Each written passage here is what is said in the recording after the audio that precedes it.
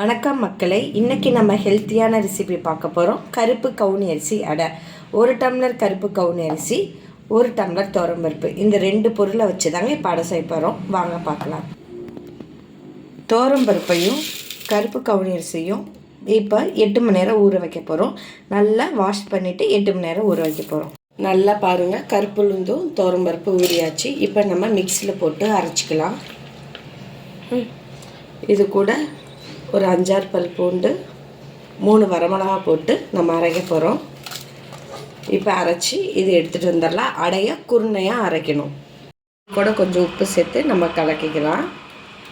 நல்லா கலக்கியாச்சுங்க. இது ஒரு 10 நிமிஷம் அப்படியே இருக்கட்டும். இந்த அடைக்கு தேவையான சட்னி செய்ய போகிறோம். அது கருப்பு உளுந்து ஹெல்த்தியான சட்னி நம்ம செய்ய போகிறோம். வாங்க பார்க்கலாம். வானலி சூடாச்சுங்க. இப்போ கருப்பு உளுந்தா நல்லா கழுவி இருக்கும். அந்த கழுவுனதை இதில் போட்டு வறுத்து எடுத்துக்கலாம். கருப்பு உளுந்து நல்லா வறுத்தாச்சு. இது இப்போ நம்ம தனியாக ஒரு பாத்திரத்தில் எடுத்து வச்சுக்கலாம். சட்டி காஞ்சிச்சுங்க. இப்போ 10 பல் பூண்டு, பெரிய வெங்காயம் 2 நீல வாக்கில் நறுக்கிருக்கேன்.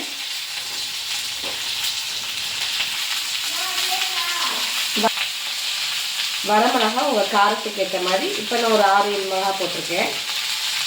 இது கூட கொஞ்சம் பெருங்காயத்தூள் நம்ம சேர்த்துக்கலாம். நல்ல பெரிய தக்காளி 1, அது 2 தக்காளிக்கு சமமாக இருக்குங்க. அவ்வளோ பெரிய தக்காளிங்க. புளி கொஞ்சம், உப்பு தேவையான அளவு. இது எல்லாத்தையும் இப்போ நம்ம வறுத்து எடுத்துக்கலாம். வெங்காயம், தக்காளி, வரமிளகா, பூண்டு, புளி எல்லாம் நல்லா வறுத்துச்சு, நல்லா வதங்கிடுச்சு. இப்போ அது தனியாக ஒரு பிளேட்டில் வச்சிடலாம்.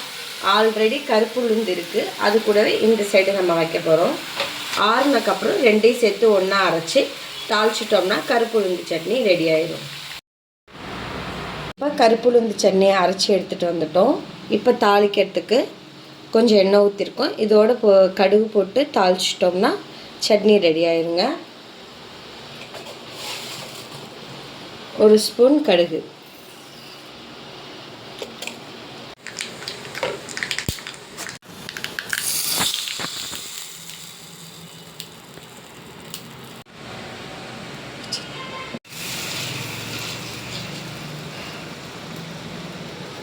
கருப்பு கவுனி அரிசி அடை ரெடி ஆயிடுச்சுங்க. இப்போ தோசை ஊற்ற போகிறோம். சுவையான கருப்பு கவுனி அரிசி அடையும் கருப்பு உளுந்து சட்னியும் ரெடி. வாங்க சாப்பிட்லாம்.